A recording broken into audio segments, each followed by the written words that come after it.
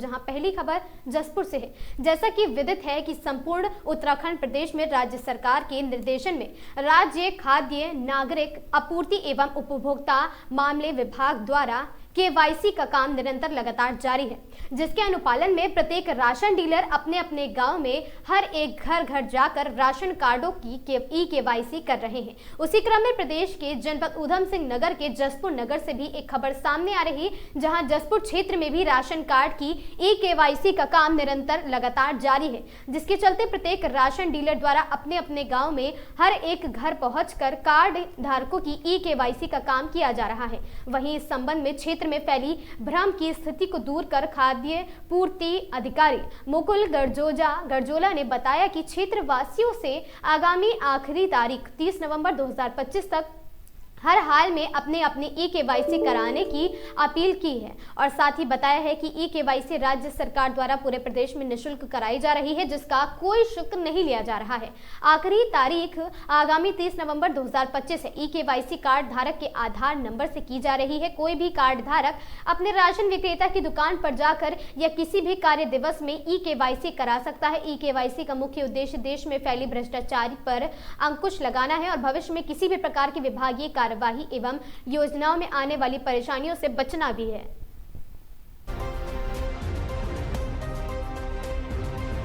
E KYC सरकार द्वारा जो राशन कार्ड के विषय में प्रत्येक यूनिट की करवाई जा रही है, वो विक्रेता के माध्यम से, जो विक्रेता के पास ई पॉस मशीन है उसके माध्यम से की जा सकती है।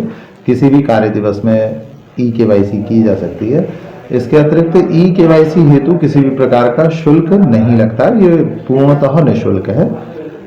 और इस ई केवाईसी को करवाने की जो सरकार द्वारा तिथि निर्धारित की गई है वो 30 नवंबर निर्धारित की गई है। वर्तमान में जसपुर क्षेत्र में लगभग 36,000 उपभोक्ताओं द्वारा ई केवाईसी करा ली गई है। अन्य सभी उपभोक्ताओं से भी आग्रह है कि वे तय सीमा के अंतर्गत ई केवाईसी करा लें, ताकि भविष्य में किसी भी प्रकार की विभागीय जो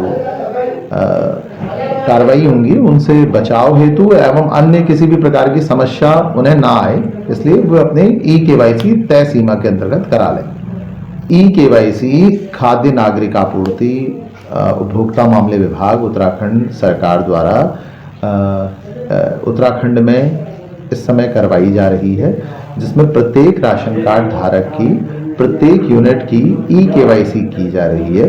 इस ई केवाईसी कराने के हेतु उपभोक्ता को अपने पास अपना आधार कार्ड नंबर अथवा आधार कार्ड संख्या ये पता होनी चाहिए और वे किसी विक्रेता के पास जाकर अपनी आधार कार्ड संख्या और अपना थंब यानी कि अंगूठा लगाकर अपनी ई केवाईसी करवा सकते हैं। खबर नैनीताल से है, जहां नैनीताल नगरपालिका सभागार में बुधवार देर शाम के समय ऑडिट चल रहा था। इस दौरान नगर पालिका अध्यक्ष सरस्वती खेतवाल व नगर पालिका सभासद लता दफोटी का नगर पालिका अध्यक्ष से बहस होने लगी। बहस इतनी बढ़ी कि नगर पालिका अध्यक्ष को पुलिस तक बुलानी पड़ी और नगर पालिका ऑफिस के शीशे तोड़ दिए गए थे। सभासदों के द्वारा वही बोर्ड बैठक होनी थी, लेकिन विवाद होने के कारण अभी नहीं होगी। और साथ ही वही सभासद मुकेश जोशी ने बताया कि नगर पालिका में ऐसी घटना पहले भी हो चुकी है, बार बार विवाद होने से कार्यों में बाधा हो रही है। सभासद अपनी समस्या पालिका अध्यक्ष को लिखित रूप में देंगे। अगर तय सीमा तक समस्या का निस्तारण नहीं हुआ तो सभासद जनता के साथ जाकर आंदोलन करेंगे, जिसकी सारी जिम्मेदारी पालिका अध्यक्ष की होगी। सोलर लाइट वार्डों में नहीं लगी हुई है, जल्द बोर्ड की बैठक बुलाएं और साथ ही जनता की समस्या सुने।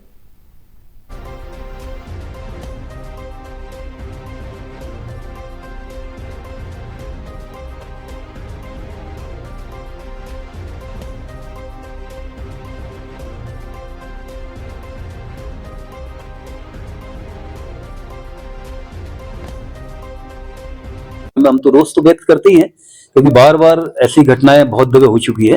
और लेकिन चूंकि नगर हित का मामला है और माननीय अध्यक्ष महोदय हमारी मुखिया भी हैं, तो हमारी तो उनसे यही अपील रहेगी कि बार बार जिस तरीके से ऐसी घटनाएं हो रही हैं, पब्लिक डीलिंग का वहाँ पे काम है और पब्लिक के काम लेके ही माननीय सभासद लोग वहाँ पे आते हैं। तो आज हमने तय किया है कि जितने भी हमारे माननीय सभासद हैं, व्यक्तिगत रूप से कोई भी माननीय अध्यक्षा जी से अपनी बातचीत करने के लिए वहाँ पे नहीं जाएगा। इतना सहयोग हमारा जरूर रहेगा। हम लिखित रूप से अपनी जो भी हमारे वार्ड के अपने प्रकरण हैं उनके बारे में उनको जानकारी देंगे और एक तय समय सीमा तक अगर हमें कोई जवाब नहीं मिला तो हम जनता के संग जाके आंदोलन करने को बाध्य होंगे। उसकी सारी जिम्मेदारी हमारी नगरपालिका अध्यक्ष की होगी, क्योंकि हम बार बार जितने भी हमारे सभासद लोग हैं वो अपने वार्ड की समस्या लेके जाते हैं, लेकिन उनको खाली एक आश्वासन मिलता है और होता कुछ है नहीं। तो जैसा कि आपने अभी सुना भी होगा, वीडियो के माध्यम से भी हमारी माननीय सभासदों का मुझे पुलिस क्यों बुलाई आपने? पुलिस मैंने इसलिए बुलाई, जब इन्होंने तोड़फोड़ शुरू कर दी तो मुझे अपना बचाव भी करना था। सबसे पहले मैंने जो अपना बचाव करना था। फिर नगर पालिका ऐसी संपत्ति है एक हमारी, जिसको तोड़ फोड़ के फेंक तो नहीं सकते ना। हम वहां पर आए नगर पालिका को बनाने के लिए, तोड़ने के लिए नहीं। जब तोड़फोड़ शुरू होगी तब मैंने पुलिस बुलाई। वहां पर हमारी कोई मीटिंग नहीं हो रही थी। हमारा ऑडिट चल रहा आजकल, आज बल्कि उसका 5वां दिन है, कल 4था दिन था। उन्होंने मेरे को मैसेज भेजा कि हमारे अकाउंट साहब के हाथ कि हम आपसे एक औपचारिक मुलाकात करना चाहते हैं। आप यहाँ पे चेयरमैन है, इसलिए हम आपसे कुछ बात करना चाहते हैं, औपचारिक मुलाकात करना चाहते हैं। मैंने कहा ले आओ, नीचे ले आओ, मैं बैठी हूँ यहाँ पे, बात कर लेते हैं। हम बैठ गए तो बार बार लोग आ रहे थे, तो मैंने डिस्टर्ब हो रहा था। वो मुझे कुछ समझा रहे थे, कई चीजें समझा रहे थे, तो मैंने तो समझना है ना। तो मैं समझ रही थी बातों को, तो बार बार कभी कोई मुंह डाल रहा था, कभी कोई मुंह डाल रहा था। मैंने पहले दरवाजा खुला था, दरवाजा बंद कर दिया। इतने में जब दरवाजा हमारा बंद था तो ये लता दपोटी आई वहां से। इन्होंने इतनी जोर से दरवाजे को धक्का मार के खोला और के मैंने सिर्फ इतना बोला, अरे भाई क्यों कर रहे हो ऐसा, इतनी जोर से क्यों मार रहे हो दरवाजे में, और यहाँ पे ऑडिट वाले बैठे हैं। और न ही उसने अंदर कदम रखा, वो वहीं से लौट गई। जो मेरा इतना कहना था, नहीं मैंने ये उसको बाहर निकाला। ये सब झूठ बोलते हैं, ये झूठी बातें हैं। मैं मुंह के सामने बात कर दूंगी। मैंने वीडियो क्लिप निकालने की बात कर रखी है वहां पे, लेकिन वो लोग कह रहे हैं पता नहीं वीडियो बनाई नहीं है। ये सब क्यों नहीं बना है, उससे पहले का वीडियो बना है, मैं बात का नहीं बना है, क्यों नहीं बना है ये लोग। पुलिस की बड़ी कामयाबी है। आपको बता दें, बहादुराबाद थाना पुलिस ने नाबालिग अपराधिता को सकुशल बरामद कर लिया है। मिली जानकारी के अनुसार पुलिस ने अपहरण के आरोपी मुस्तकीम पुत्र नूर मोहम्मद निवासी मखियाली खुर्द लश्कर को देहरादून के बद्रीपुर जोगीवाला क्षेत्र से गिरफ्तार किया है। आरोपी के कब्जे से नाबालिग को सुरक्षित छुड़ाया गया है। बताया जा रहा है कि यह मामला 15 अगस्त 2025 को दर्ज हुआ था, जिसमें वादी महबूब ने अपनी नाबालिग पुत्री के अपहरण की तहरीर दी थी और साथ ही एसएसपी हरिद्वार के निर्देशन में गठित पुलिस टीम को मोबाइल सर्विलांस और साथ ही मुखबिर तंत्र की मदद से आरोपी को दबोच लिया था। और साथ ही पुलिस ने आरोपी के खिलाफ पॉक्सो एक्ट की धाराएं बढ़ाते हुए विधिक कार्रवाई कर उसे जेल भेज दिया है।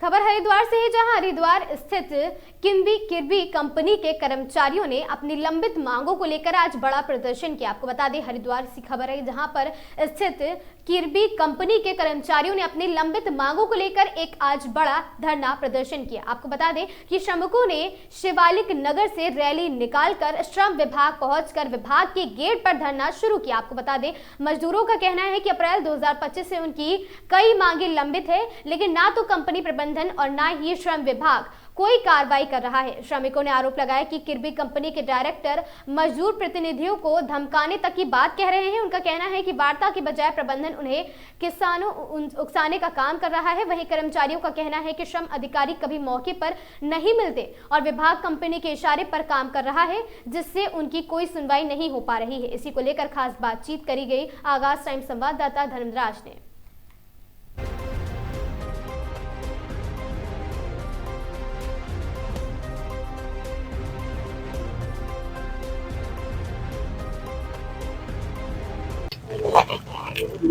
हमारी मौजूदगी है इस समय श्रम विभाग या श्रम आयोग के बाहर, और हमारे सामने आप देख सकते हैं काफी संख्या में यहाँ पे जो जनसंख्या पहुंची है, या फिर ये कहें किर्बी चौक की जो लेबर है जो उसमें काम करती है, और वह यहाँ पे सब उपस्थित और दरी बिछाकर बैठी हुई है।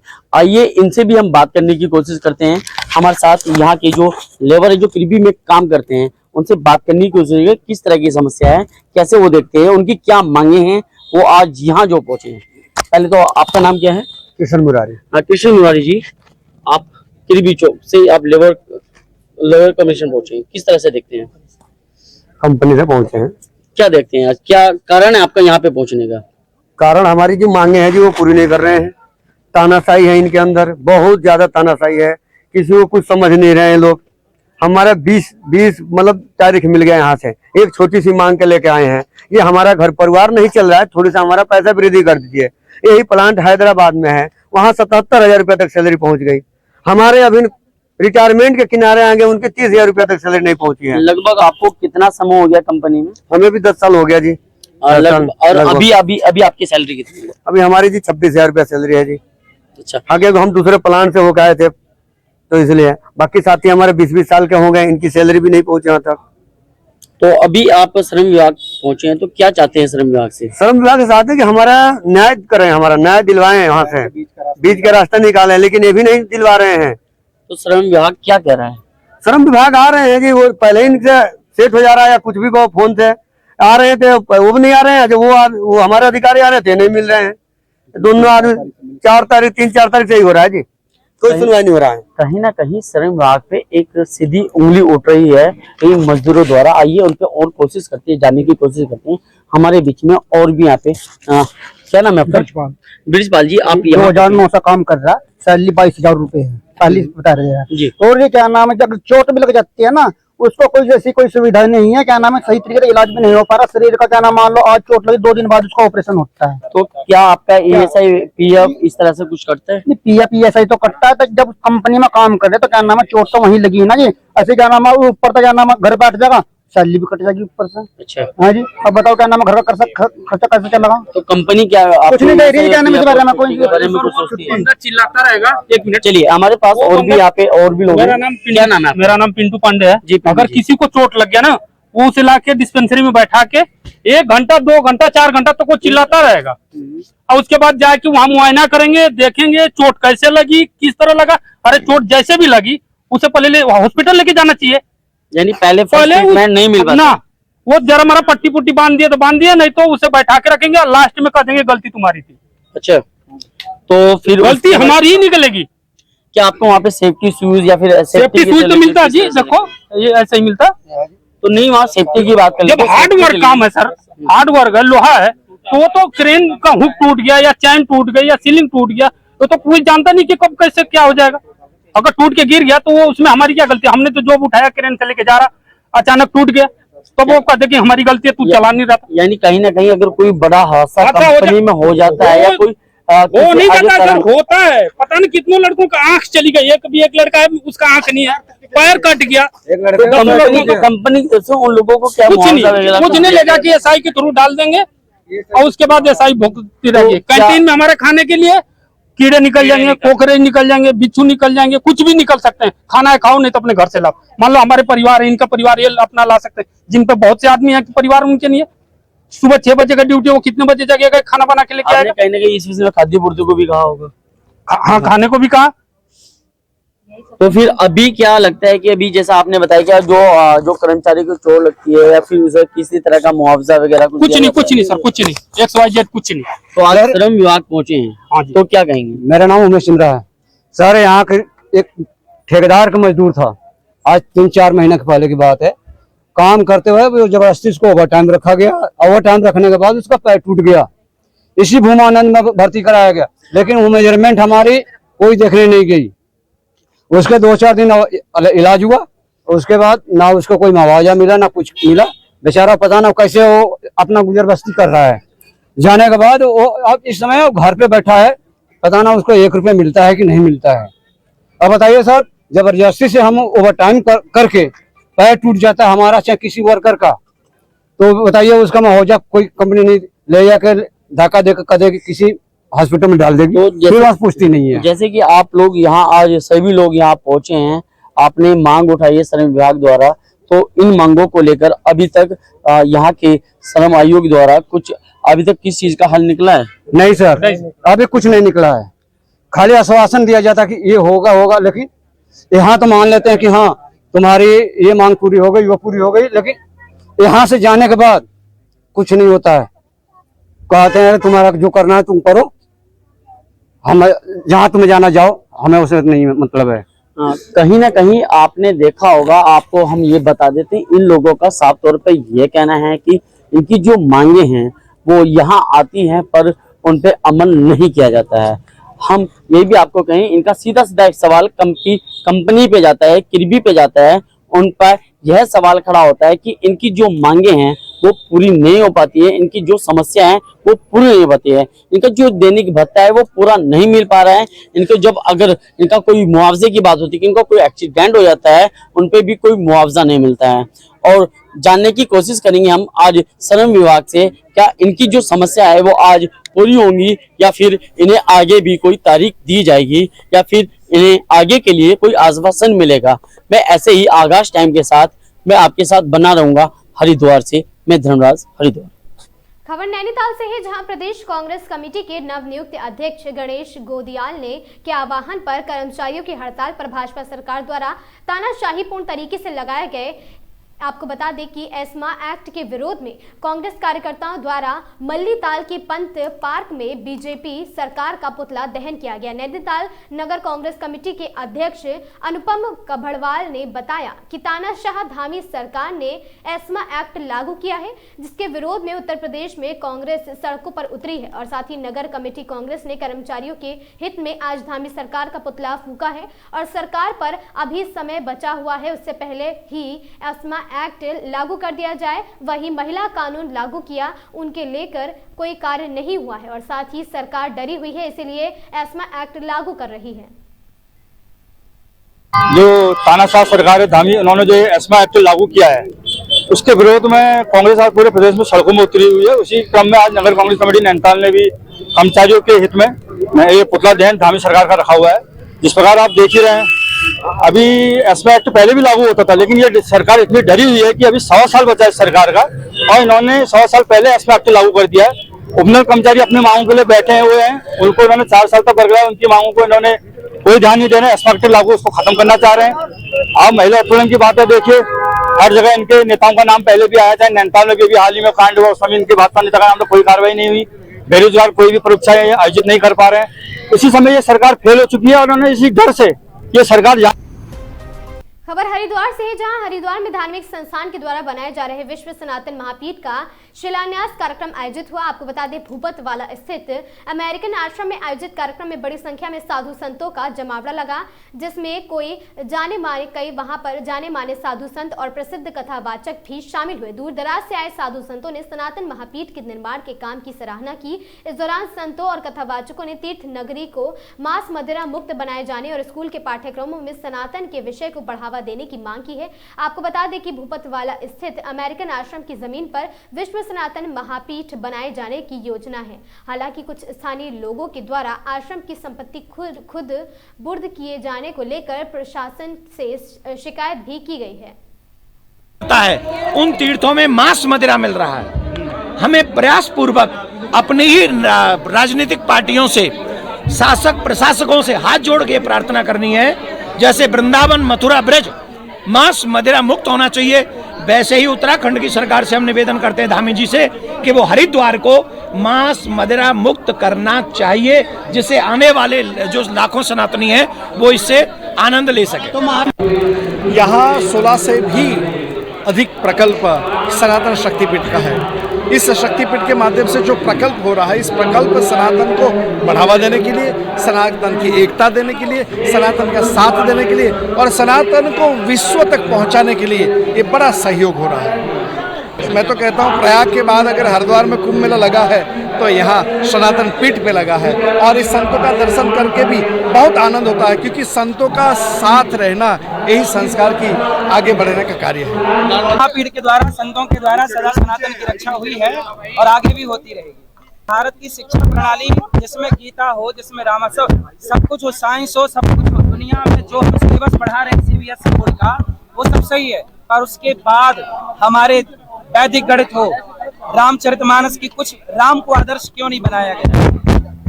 अकबर बाबर को क्यों बना गया होगा? हम लोग सभी संत लोग चल रहे हैं, बॉलीवुड फैला रही है। हमने बताया पी के पिक्चर क्या है, लव जिहाद का प्रचार है। खबर हरिद्वार से है, जहां हरिद्वार में अवैध रूप से की जा रही प्लॉटिंग पर एक्शन हुआ है। हरिद्वार रुड़की विकास प्राधिकरण की टीम ने जगजीतपुर क्षेत्र में मानकों को ताक पर रखकर जमीन पर की जा रही प्लॉटिंग को ध्वस्त कर दिया है। प्राधिकरण की ओर से आपको बता दें कि कॉलोनाइजरों पर पहले भी काम रोकने को लेकर नोटिस दिए गए थे, बावजूद इसके प्लॉटिंग नहीं रोकी गई, जिसके बाद प्राधिकरण ने जेसीबी मशीन से प्लॉटिंग को ध्वस्त कर दिया है और साथ ही कॉलोनाइजर यहां अवैध रूप से प्लॉट काट कर लोगों को बेचने की योजना बना रहे हैं।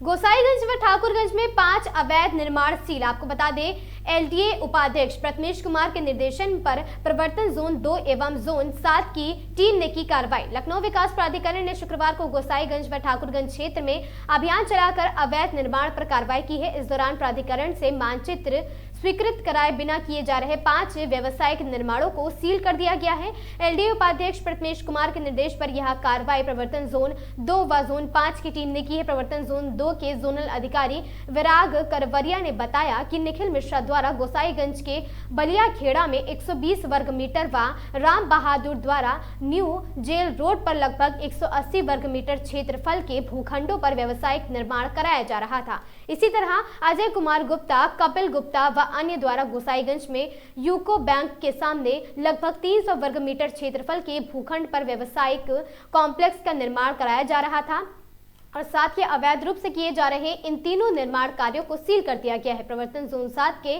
जोनल अधिकारी माधवेश कुमार ने बताया कि सैयद अली व अन्य द्वारा ठाकुरगंज के सरफराजगंज में जनता डेयरी के पास लगभग 180 वर्ग मीटर क्षेत्रफल के भूखंड पर अवैध रूप से व्यावसायिक निर्माण कराया जा रहा था। इसी तरह मोहम्मद तलहा, मोहम्मद हारून व अन्य द्वारा ठाकुरगंज के घास मंडी में भी नेपियर रोड पर लगभग 70 वर्ग मीटर क्षेत्रफल में कॉम्प्लेक्स का निर्माण कराया जा रहा था। एलडीए से मानचित्र स्वीकृत कराए बिना किए जा रहे इन दोनों अवैध निर्माणों को सील कर दिया गया है।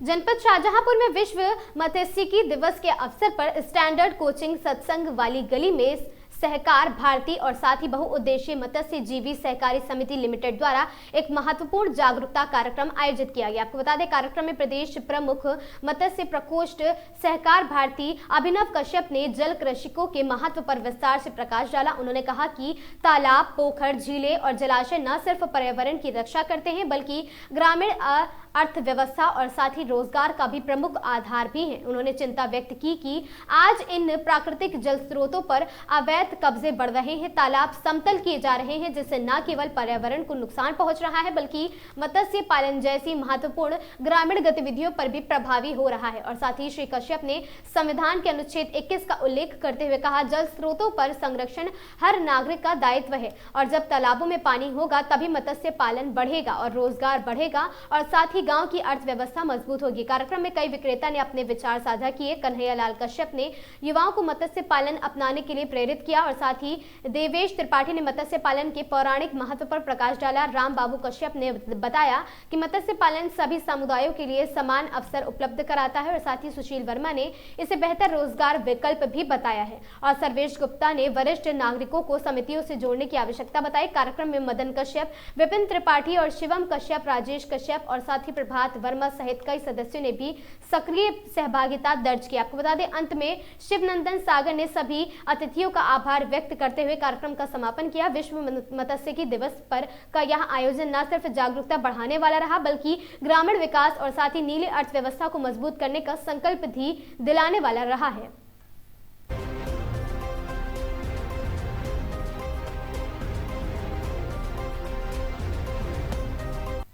अगली खबर उन्नाव से है, जहां चलती कार में अचानक लगी आग से अफरा तफरी। आग लगते ही आपको बता दें कि आग लगते ही मार्ग पर हड़कंप मच गया।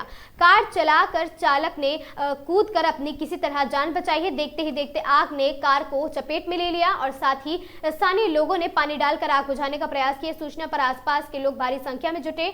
गनीमत रही कोई हताहत की खबर नहीं है। सदर कोतवाली क्षेत्र के पीडी नगर भव्य शिखा के पास की घटना बताई जा रही है।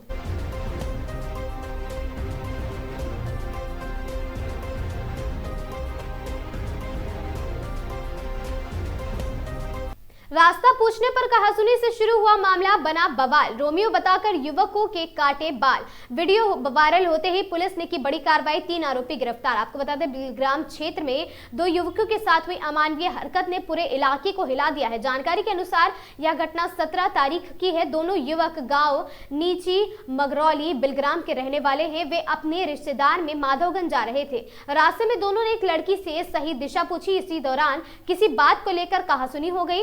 आरोप है कि लड़की ने परिजनों और साथ ही कुछ गांव के लोगों ने मौके पर उसे बुला लिया और उसी दिन माधवगंज थाने में युवकों के खिलाफ धारा 294 में मुकदमा दर्ज कराया है। घटना यही नहीं रुकी। बताया जा रहा है कि गांव के ही कुछ दबंगों ने दोनों युवकों को रोमियो बताकर जबरन उनके बाल काट दिए और उनके सिर पर चौराहा जैसा निशान बना दिया। और साथ ही यह हरकत युवकों के साथ न सिर्फ शारीरिक बल्कि मानसिक उत्पीड़ना भी थी। इसी के कारण दोनों युवक अपमानित महसूस कर रहे हैं और घर से बाहर निकलने से भी डर रहे हैं। 20 तारीख को यह घटना का वीडियो सोशल मीडिया पर वायरल हो गया है। आपको बता दें जिसके बाद से मामले ने तूल पकड़ लिया है। वायरल वीडियो का संज्ञान आते ही सीओ बिलग्राम रवि प्रकाश सिंह ने तुरंत सक्रियता दिखाई और आरोपियों के खिलाफ मुकदमा दर्ज कराया है। पुलिस ने तेजी दिखाते हुए अब तक 3 आरोपियों को गिरफ्तार कर लिया है, जबकि अन्य की तलाश जारी है।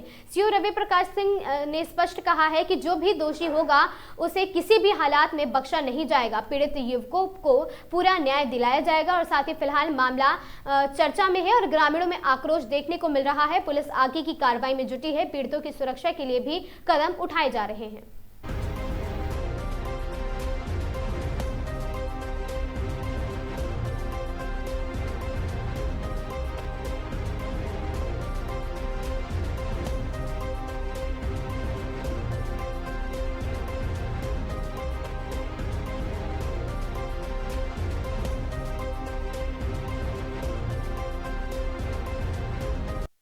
सर वीडियो वायरल हुआ है, क्या है? ये सोशल मीडिया पर एक वीडियो वायरल हुआ है जिसमें कुछ लोगों के द्वारा 2 नवयुवकों के बाल काटने की बात प्रकाश में आई है। इसकी जब गहनता से जांच की गई तो ये मामला प्रकाश में आया है कि ये वीडियो जो है 17/11/2025 को ग्राम भैसे मऊ का है, जिसके अंतर्गत 2 जो युवक हैं जिनके नाम संजय और रवि हैं, जो कि ग्राम नीची मंगरौली बिलग्राम थाना से संबंधित हैं और उनके साथ ये घटना की गई है। इसमें एक अभियोग पंजीकृत किया गया है और 5 लोग जो ये कृत्य कर रहे हैं उनको हिरासत में भी लिया गया है और आगे की वैधानिक कार्रवाई की जा रही है। प्रारंभिक तौर पर जो पीड़न की घटना हुई है उसके पीछे क्या जानकारी आई? इसमें ये तथ्य प्रकाश में आया है कि ये जो मारपीट की घटना है किसी छेड़खानी के प्रकरण में लोगों के द्वारा इनको पकड़कर उसमें की गई है, जिसमें पूर्व में ही एक मुकदमा पुलिस के द्वारा दर्ज किया गया है और उनके खिलाफ कार्रवाई भी की गई है। खबर एटा से है, जहां 2 दिन पूर्व हुई 19 वर्षीय युवती की दुष्कर्म के बाद हत्या के मामले में एटा पुलिस को मिली बड़ी सफलता। आपको बता दें सकीट थाना क्षेत्र के एक गांव में अर्धनग्न अवस्था में नाले में पड़ा मिला था युवती का शव। एसएसपी श्याम नारायण सिंह व एएसपी शवेताभ पांडे ने भी किया था। सकीट पुलिस को तत्काल खुलासा करने के निर्देश दिए थे। आपको बता दें सकीट पुलिस ने खुलासा करते हुए गाँव के ही युवक मनोज पुत्र हकीम सिंह को गिरफ्तार किया है। शराब के नशे में की थी आरोपी मनोज ने युवती के साथ दुष्कर्म के बाद गला दबाकर उसकी हत्या। आरोपी मनोज के अनुसार आपको बता दें कि आरोपी मनोज के अनुसार लकड़ी की गठरी उठाने के बहाने सरसों के खेत में ले जाकर किया था दुष्कर्म। विरोध करने पर कर दी थी हत्या।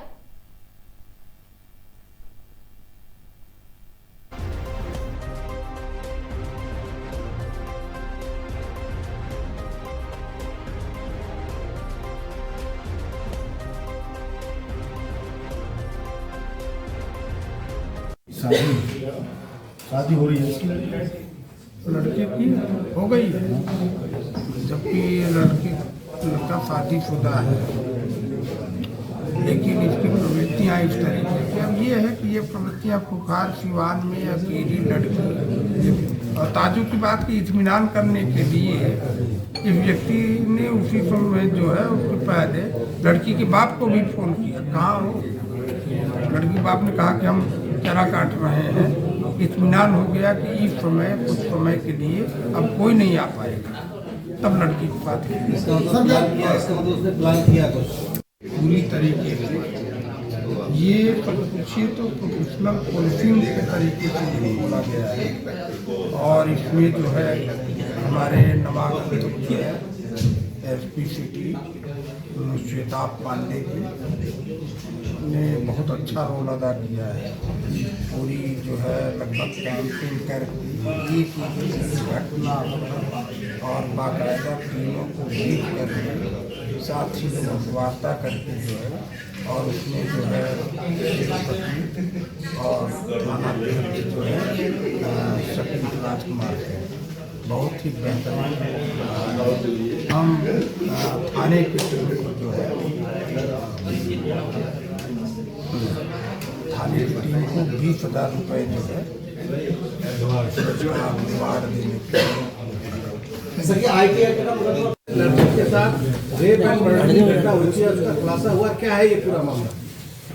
हाँ देखिए, थाना सट्टीट अंतर्गत ममपुर नगर गांव है, जहाँ पर दिन 4:30 बजे एक 19 वर्षीय लड़की है जो घर का कूड़ा करकट जो है फेंकने के लिए घर के दूर लगभग 100 मीटर होगा सरसों का खेत है बगल में करती है, वहाँ फेंकने के लिए गई।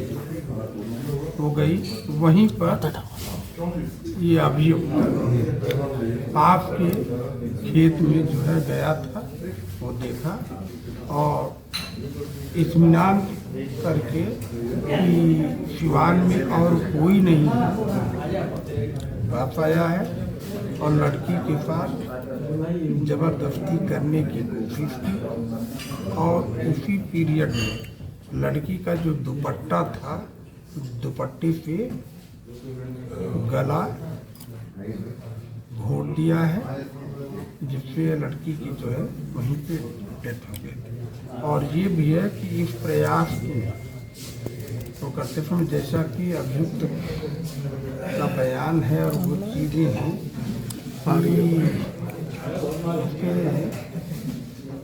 पजामी में भी अपना हाथ डाल कर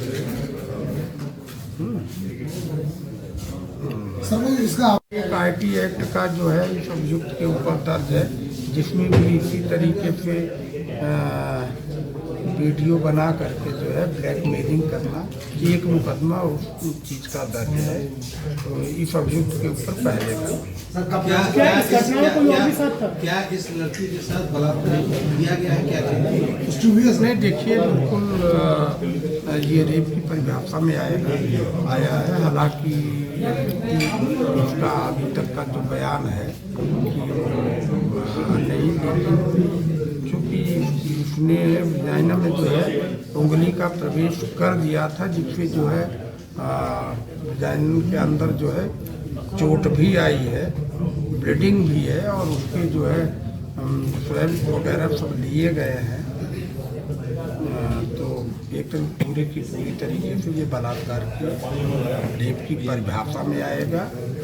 और फिलहाल इन सारी चीज़ों को फिसल में जो है DNA मिलान के लिए भेजा जा रहा है। और इसमें सबसे बड़ी खास बात यह है कि जबरदस्ती करते समय उसके हाथ की जो घड़ी थी वो टूट करके वहाँ गिर गई थी। उस घड़ी से इनके हाथ में हल्की सी जो है चोट भी लगी थी, जो कि अभी उसके हाथ में पाई गई। उस घड़ी को घड़ी में हाथ में है, उस घड़ी पर भी लगे जो ब्लड के दाग थे वो भी DNA मिलान किए। तो क्या ये एक्ट जो किया गया इससे पहले प्लानिंग की उसकी दिमाग में? हाँ नहीं, देखिए प्लानिंग देखा नहीं, देखिए प्लानिंग नहीं, इस लड़के का स्वभाव एक तो घर का आवारा लड़का है, शराब पीता है, शराबी है, घर का कोई कंट्रोल नहीं है, दोनों एक ही गांव के हैं। और पहले भी इस तरीके की इसकी हरकतें जो है प्रकाश में आई। ब्लैकमेलिंग करना भी उसका तो मुकदमा ही दर्ज है। अब सिवान में संजोग है कि जब लड़की जा रही है, सिवान में ये मौजूद है, तो ये नहीं कहा जा सकता कि पूरी प्लानिंग के तहत। हाँ, ये है कि ये जब लड़की पहुंची है तो ये उस प्रवृत्ति का है। अभी इसकी शादी नहीं हुई है। क्यों? खबर गाजीपुर से है, जहां जिले में धान की सरकारी खरीद की रफ्तार सुस्त है। आपको बता दें, अभी तक महज 360 एमटी हुई है धान की खरीद। जिले में 2.58 लाख एमटी धान खरीद का है लक्ष्य। आगामी 28 फरवरी तक होगी धान की सरकारी खरीद। प्रशासन को जल्द ही धान खरीदने में तेजी आने की उम्मीद है। खबर गाजीपुर से है, जहां जिले में धान की सरकारी खरीद की रफ्तार सुस्त नजर आ रही है। गाजीपुर में अब तक महज 360 एमटी ही धान की खरीद हुई है, जबकि जिले में आपको बता दें कि 2.58 लाख एमटी धान खरीद का लक्ष्य रखा गया है। ऐसे में लक्ष्य के सापेक्ष अभी तक धान की खरीद काफी कम है, जिससे पीछे धान की फसल की कटाई देर से होने की वजह बताई जा रही है। फिलहाल आगामी 28 फरवरी तक धान की सरकारी खरीद की जाएगी। जिला प्रशासन को जल्द ही धान खरीदने में तेजी आने की उम्मीद है। जिले में धान की सरकारी खरीद के लिए कुल 153 क्रय केंद्र बनाए गए हैं। जिले में कुल 6,960 किसानों के धान बिक्री के लिए रजिस्ट्रेशन कराया गया है। जिला प्रशासन को उम्मीद है कि जिले में धान की खरीद सरकारी खरीद का लक्ष्य निर्धारित समय तक पूरा कर लिया जाएगा।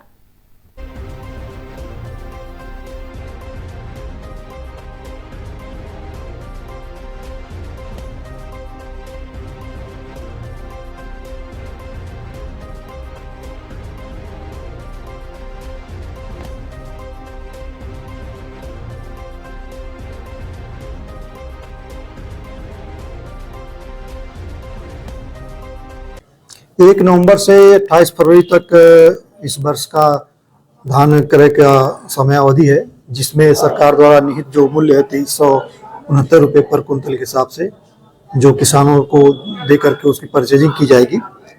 हमारा 2,58,000 एमटी का पूरा लक्ष्य दिया गया है। चूँकि विगत 15 दिन पहले बारिश होने से थोड़ा सा कटान विलम्ब हुआ है, जिसके कारण थोड़ी अभी हमारी खरीद धीमी है, लेकिन जैसे जैसे समय बीतेगा तो 10 दिन के बाद ये तेजी पकड़ लेगी। अभी हम इसके सापेक्ष 360 एमटी ही केवल खरीद पाए हैं और 153 केंद्रों पे हमारे खरीद की जा रही है। क्या लग रहा है, जिस तरीके से ओलावृष्टि हुई है, किसानों का नुकसान हुआ है, किसान इसमें कितना रुचि ले रहे हैं और अभी नुकसान का क्या स्थिति है जिसमें किसानों को आपदा राहत से देना था? रुचि ली जा रही है। 6,960 किसान अभी तक पंजीकरण करा चुके हैं और उनके द्वारा अब लाके परचेजिंग की जा रही है और आगे और भी बढ़ेगा। बरसात से कुछ नुकसान हुआ था और जिसके संबंध में लोग सर्वे करा के उनको जो राहत देनी होती है वो दे रहे हैं। बाकी अन्य जगहों पे जहाँ पे नुकसान नहीं हुआ, फसल काफी ठीक ठाक है और हमारे लक्ष्य मिलने की उम्मीद है। अभी तो कुछ आंकड़ा आ पाया कि कितने किसानों का नुकसान हुआ, सर्वे में क्या कुछ आंकड़ा आया ऐसा नहीं? अभी तक हम लोगों 10,800 के आसपास जो है घाटाओं का सर्वे में हमें मिला है, जिसका हम उसकी फीडिंग करा चुके हैं। सर, आप लोगों ने क्रॉप कटिंग भी कराई होगी, तो क्या लगता है, क्या मानक निकला सर? क्रॉप कटिंग अभी हमारी चल रही है, जिसमें उसका औसत निकाल करके पर हेक्टेयर पैदावार कितनी हो रही है वो निकाला जाता है। अभी हमारी वो सारी सैंपलिंग नहीं हुई है, उसके बाद आखिरी आंकड़े देने की स्थिति में हम होंगे। क्या अपील करेंगे सर किसानों से? किसानों से अपील ये है कि वो जो है बिचौलियों के चक्कर में ना पड़े। जो सरकार द्वारा सुचारू रूप से सुविधाएं उपलब्ध कराई जा रही हैं कि उनके प्रोडक्ट का उचित मूल्य देते हुए सरकार स्वयं परचेज कर रही है, तो वहाँ पर पंजीकरण कराएं और अपना ससमय विक्रय करें।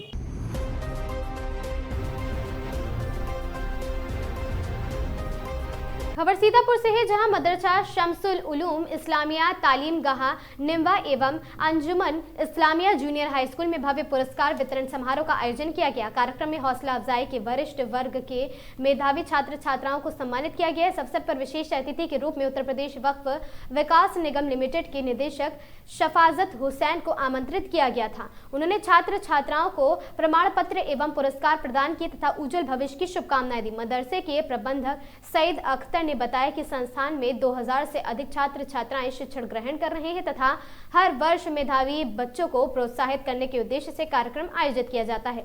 कार्यक्रम सुबह 9 बजे से दोपहर 12 बजे तक चला। प्राचार्य एवं विद्यालय स्टाफ ने मिलकर आयोजन को सफल बनाकर बच्चों का उत्साह बढ़ाया है।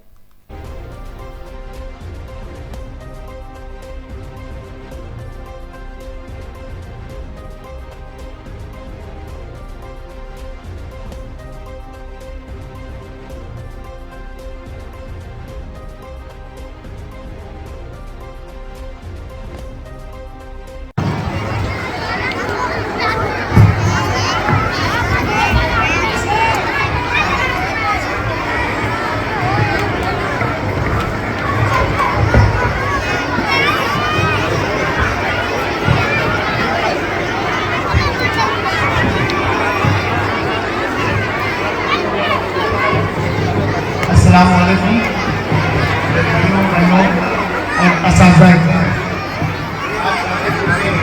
इस्लामिया मदरसे में आपके बीच में आने का मौका मुझे मिला और मैं बहुत खुश हूँ मदरसे का ये निज़ाम देखकर और बच्चों ने जो कार्यक्रम यहाँ पर किया उसको मैं देखकर कितने अच्छे ढंग से उन्होंने अपने प्रोग्राम को आप सबके सामने पेश किया है। और मैं ये कहना चाहूँगा कि एक बच्चा अभी नज़्म पढ़ रहा था, उस नज़्म में उसने एक अफसोस जाहिर किया, तो मैं उस बच्चे की हौसला अफजाई करता हूँ कि उसने बहुत सही अपने इस हिंदुस्तान में जो हमारे रहनुमा थे इस देश की आज़ादी के बाद जो जिन मुस्लिम लोगों ने हमारी रहनुमाई की, उन्होंने हमारी रहनुमाई नहीं की, उन्होंने हमारे वोट को बेचने का काम किया। और जिन लोगों ने हमारे वोट को बेचने का काम किया उनका आज हश्र क्या हो रहा है वो सब आप देख रहे होंगे।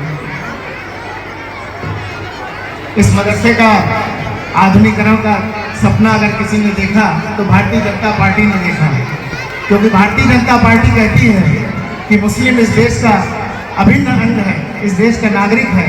कभी भारतीय जनता पार्टी ने आपके वोट बैंक के नाम पर नहीं देखा कि ये समाज जो है वोट बैंक है। और जो हमारे रहनुमा रहे, चाहे वो सियासी मैदान के हों, चाहे मस्जिदों के इमाम हों, चाहे मदरसों के मुफ्ती हों, हमारे और आपके वोट को बेचने का काम किया। सैकड़ों नाम मैं बता सकता हूँ, लेकिन मैं अब नाम नहीं लूँगा क्योंकि वो सब आपके सामने आ चुके हैं।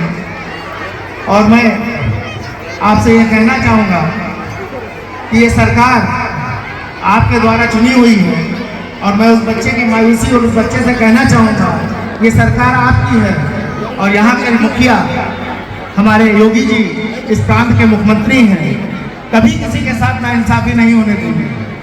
अगर उन्होंने अभी एक बयान दिया कि मदरसे में वंदे मातरम का गीत गाया जाएगा सभी शिक्षण संस्थाओं में, तो तुरंत हमारे एक उलमा ने उनके जज्बात उभर पड़े और उन्होंने बयान दिया कि जो बच्चे उन दरसगाहों में पढ़ते हैं वो वहाँ से अपना नाम कटाने दूसरी जगह चले जाए।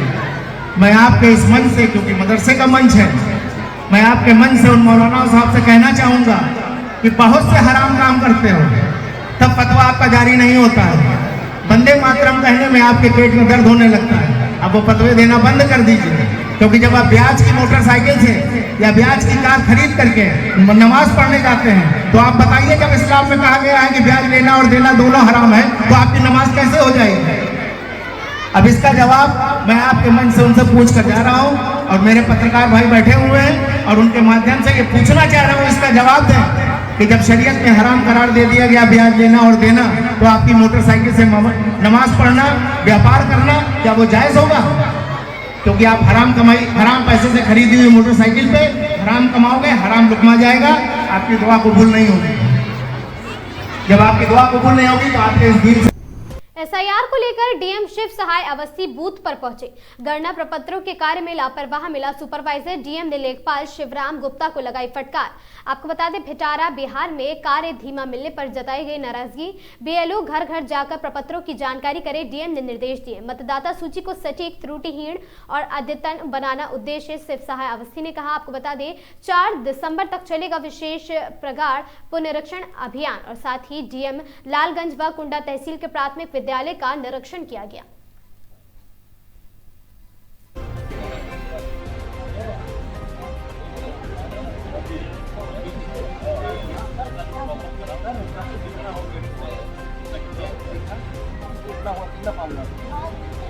ऑनलाइन किए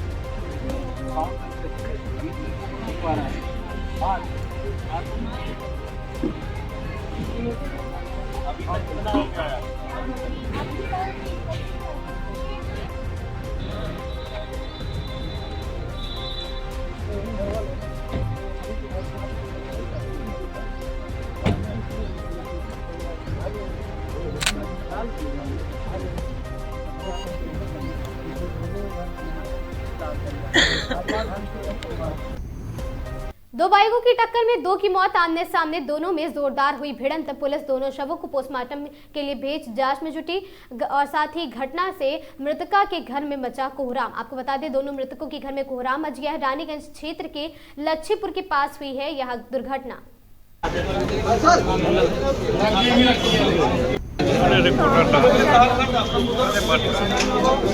भारत की सुप्रसिद्ध पर्यावरणविद, वाटर वुमन और साथ ही पंचतत्व फाउंडेशन की संस्थापक शिप्रा पाठक ने ब्रिटेन की संसद में भारतीय जल संस्कृति और पर्यावरण संरक्षण के संदेश को ऐतिहासिक रूप में प्रस्तुत किया है। आपको बता दें, वाटर वुमन और पंचतत्व फाउंडेशन की संस्थापक शिप्रा पाठक ने काम किया है। लंदन की संसद के दोनों सदनों में उन्हें भारत की ओर से आमंत्रित वक्ता के रूप में सम्मानित किया गया है। और साथ ही उत्तर प्रदेश के बदायूं जनपद के दातागंज निवासी शिप्रा पाठक की पर्यावरण यात्रा अद्वितीय रही। उन्होंने 13,000 किलोमीटर पैदल चलकर देश भर में 55 लाख पौधों का रोपण कराया है और लाखों नागरिकों को पर्यावरण संरक्षण के लिए आंदोलित किया है। उनके नेतृत्व में पंचतत्व फाउंडेशन ने नदी पुनर्जीवन के जन भागीदारी और साथ ही आधारित अभियान का स्वरूप दिया है। इन्हीं उल्लेखनीय कार्यों के आधार पर ब्रिटिश संसद ने उन्हें विशेष रूप से आमंत्रित किया है। अपने संबोधन में शिप्रा पाठक ने भारतीय सभ्यता के मूल विचार वासुदेव कुटुंबकम का उल्लेख करते हुए कहा कि भारत विश्व कल्याण को अपनी संस्कृति जिम्मेदारी मानता है और उन्होंने चेताया कि बढ़ता जल संकट आने वाली पीढ़ियों के लिए गंभीर चुनौती बन सकता है, इसीलिए विश्व को एकजुट होकर प्रयास करना होगा। और साथ ही उन्होंने अपने भाषण में भारत की 3 प्रमुख नदियों का विशेष उल्लेख किया। नर्मदा, जिसे उन्होंने मध्य भारत की पवित्र पर्यावरणीय रीढ़ कहा है। गंगा, जिसे उन्होंने आध्यात्मिक शक्ति और सांस्कृतिक निरंतरता की वाहक बताया। और साथ ही गोमती, जो उत्तर प्रदेश की प्राचीन धरोहर है और साथ ही जीवन धारा है। तथा उन्होंने कहा कि भारत संस्कृति नदियों को केवल जल स्रोत नहीं बल्कि जीवित इकाई मानकर उनकी पूजा करती है। और साथ ही सत्र के बाद ब्रिटिश सांसदों और पर्यावरण विशेषज्ञों ने शिप्रा पाठक के कार्यों को अत्यंत प्रेरणादायक बताया और भारत के नदी पुनर्जीवन मॉडल की सराहना की है। उन्होंने भारत की भागीदारी आधारित पर्यावरणीय पद्धतियों में गहरी रुचि दिखाई है। अपने कार्यक्रम के तहत शिप्रा पाठक लंदन की थेम्स नदी के संरक्षण मॉडल का अध्ययन करेंगी और ब्रिटेन के पर्यावरण विशेषज्ञों के साथ नदी संवाद में भाग लेंगे। वे लंदन की मेयर से शिष्टाचार भेंट भी करेंगी और शहर के महत्वपूर्ण पर्यावरण स्थलों का अवलोकन करेंगी। शिप्रा पाठक की यहां उपलब्धि ने केवल भारत पर्यावरण परंपरा का वैश्विक सम्मान किया है, बल्कि भारतीय नारी शक्ति और साथ ही संस्कृति चेतना के लिए भी गर्व का क्षण बनाया है। उन्होंने कहा, नदी को बचाने की यात्रा भले भारत से शुरू होती हो, लेकिन उनका संदेश पूरे विश्व तक जाता है।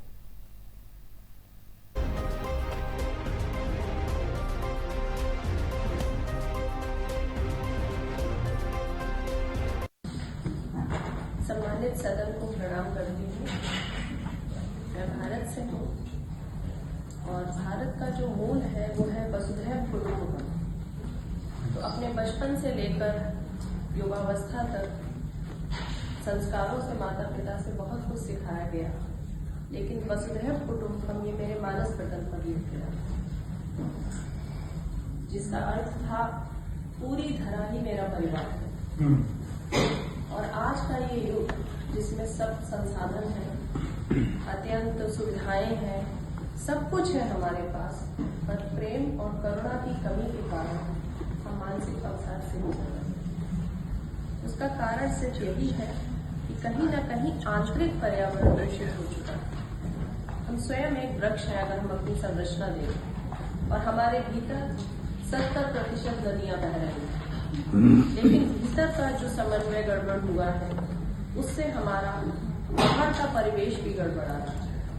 अतः आज आवश्यकता है नचिकेत जी जैसे लोगों की, जो वसुधैव कुटुंबकम की भावना को सार्थक कर रहे हैं। क्योंकि अब जो मैंने ये सोचा था और ये संकल्प लिया था कि नदियों को काम करूंगी, तो मुझे लगा था कि कुछ लोग अब ऐसे होने चाहिए हर देश से जो राजनीति, जाति, रंग, समन्वय, इन सब चीजों से परे जाकर राष्ट्र की परिधि को लांघकर विश्व कल्याण की भावना के लिए खड़े हों और विश्व के आगे के जो बच्चे हैं उनके स्वास्थ्य के बारे में सोचें, क्योंकि वही मूल भावना है।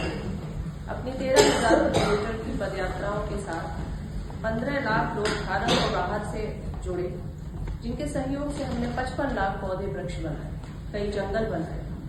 उद्देश्य यही था कि जो पैदल चल रही हूँ वो सिर्फ भारत के बच्चों को नहीं है, वो लंदन की नई पीढ़ी को भी, क्योंकि हम भले ही बाउंड्रीज में देशों को बांट देंगे, लेकिन हवा और पानी को, इसे आप किसी भी सीमा से बांध नहीं सकते। अगर भारत की अशुद्ध वायु है तो आप उसे किसी जाली से बांधकर उसे बाहर आने से रोक नहीं सकते, वो लंदन तक पहुंचेगी। अगर लंदन में कुछ अशुद्ध हो रहा है तो वो अमेरिका तक पहुंचेगा। तो विश्व के समय पर जब हम सब बहुत अकेले हैं और कहीं न कहीं अपनी लड़ाई बहुत सारे साथ के साथ भी अकेले लड़ रहे हैं, अपने पर्यावरण को बाहर और भीतर समझाने की आवश्यकता है। मैं आप सबका आभार प्रकट करती हूँ, आपने मेरे कार्यों के लिए यहाँ बुलाया। मेरे कार्यों को देखते हुए जिस सहयोग की जब भी जरूरत होगी, मैं जैसे भारत को खड़ी हूँ वैसे ही लंदन के पर्यावरण के लिए भी खड़ी रहूंगी। आप आदेश करें। खबर बदायूं से है, जहां शॉर्ट सर्किट होने की वजह से चलती कार में लगी भयंकर आग।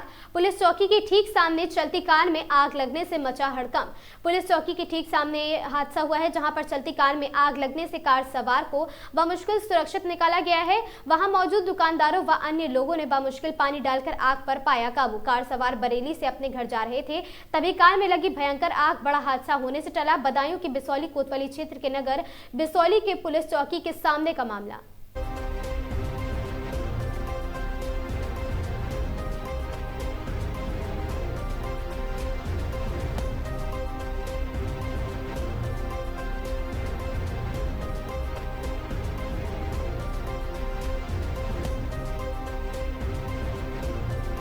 खबर हरदोई से है, जहां भारत निर्वाचन आयोग के निर्देशानुसार जनपद में हरदोई विशेष मतदाता पुनरीक्षण अभियान स्पेशल इंटेंसिव रिवीजन SIR पूरे जोर शोरों के साथ संचालित हो रहा है। जिलाधिकारी अनुनय झा ने बताया कि निर्वाचन आयोग के निर्धारित कार्यक्रम के अनुसार जिले में मतदाता सूची का शुद्धिकरण, नए मतदाताओं के नाम जोड़ने और मृतकों एवं स्थानांतरित मतदाताओं के नाम हटाने के साथ साथ आवश्यक संशोधन कार्य तेजी से किए जा रहे हैं। उन्होंने कहा कि इस बार विशेष बल प्रथम बार 18 वर्ष आयु पूर्ण करने वाले युवाओं के पंजीकरण पर किया जा रहा है, ताकि कोई भी पात्र नागरिक मताधिकार से वंचित न रहे। उन्होंने आगे कहा कि सभी बूथ लेवल अधिकारी BLO को घर घर जाकर मतदाता वितरण, सत्यापन फॉर्म 6, 7 और साथ ही 8 के निराकरण तथा BLO रजिस्टर के अद्यतन की स्पष्ट जिम्मेदारी दी गई है। इसीलिए समय सीमा भी तय की गई है और कार्य की निगरानी सेक्टर मजिस्ट्रेट एवं जिला स्तरीय टीमों द्वारा लगातार की जा रही है।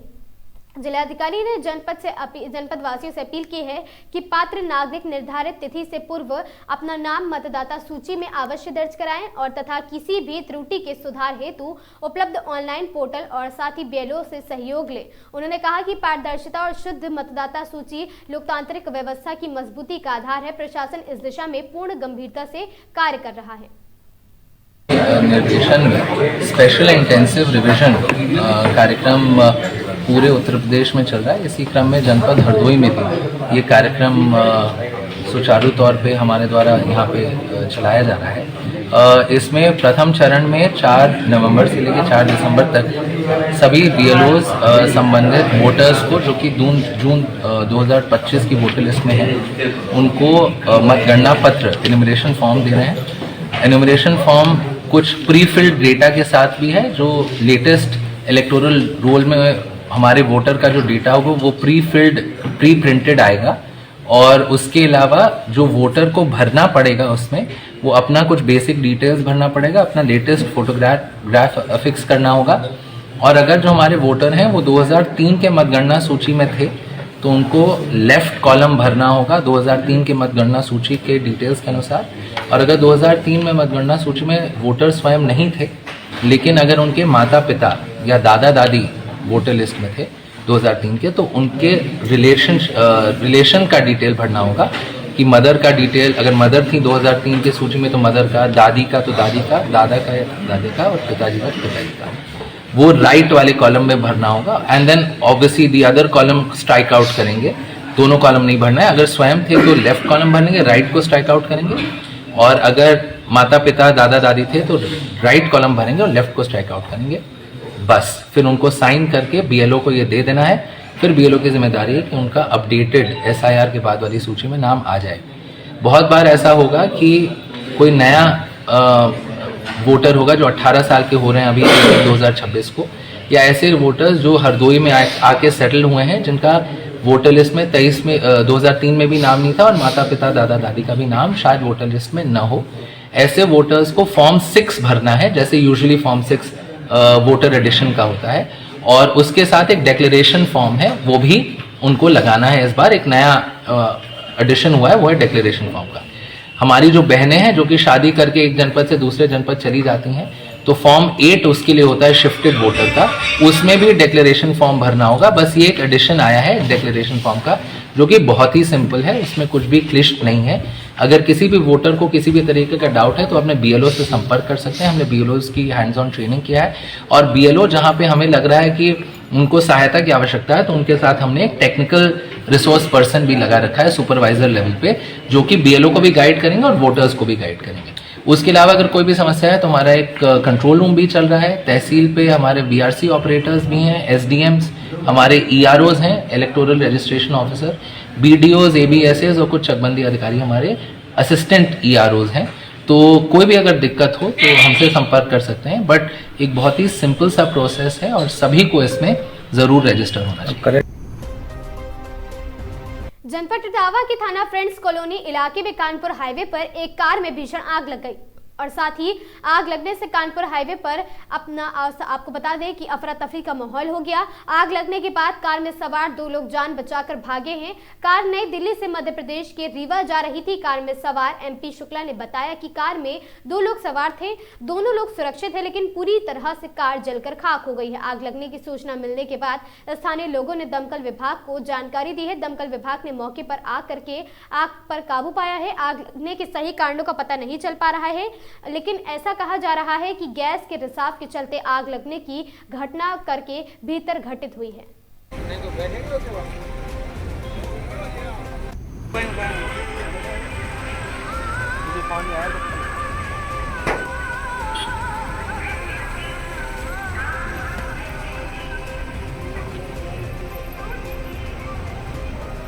सीएचसी कल्याणपुर का मुख्य चिकित्सा अधिकारी द्वारा आकस्मिक निरीक्षण हुआ। आपको बता दें, मुख्य चिकित्सा अधिकारी डॉक्टर हरिदत्त नेमी द्वारा दिनांक 20 नवंबर 2025 को रात्रि 9:30 बजे सामुदायिक स्वास्थ्य केंद्र कल्याणपुर का आकस्मिक निरीक्षण किया गया। निरीक्षण के दौरान आकस्मिक चिकित्सा अधिकारी, फार्मासिस्ट सहित अन्य आवश्यक स्टाफ उपस्थित पाया गया। निरीक्षण में डॉक्टर सचिन सिंह आकस्मिक निरीक्षण अधिकारी एवं श्री राहुल शुक्ला फार्मासिस्ट अपनी और साथ ही अपनी इमरजेंसी ड्यूटी पर उपस्थित मिले। और साथ ही आपको बता दें कि इस अवसर पर क्षेत्रीय अपर पुलिस चिकित्सा अधिकारी डॉक्टर आर.के. गुप्ता एवं चिकित्सा अधीक्षक डॉक्टर राजेश सिंह भी मौके पर उपस्थित मिले। डिलीवरी वार्ड में कुल 8 आपको बता दें कि वहां पर डिलीवरी वार्ड में कुल 8 लोग और साथ ही 4 सामान्य प्रसव के मरीज भी भर्ती थे। आपको बता दें कि रात्रिकालीन ड्यूटी पर तैनात चतुर्थ श्रेणी कर्मचारियों को सतर्क रहने एवं साथ ही दायित्वपूर्ण ढंग से ड्यूटी निर्वहन करने के निर्देश दिए गए।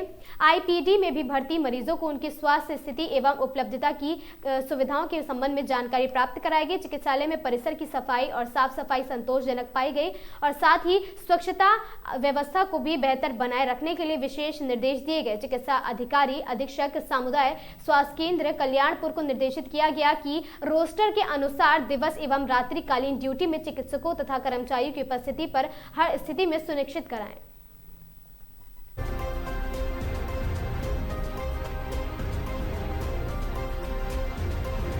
मॉर्निंग आगाज की इन प्रमुख खबरों में आज के लिए बस इतना ही। ऐसी खबरों से लगातार जुड़े रहने के लिए बने रहें हमारे साथ और देखते रहें आगाज टाइम्स।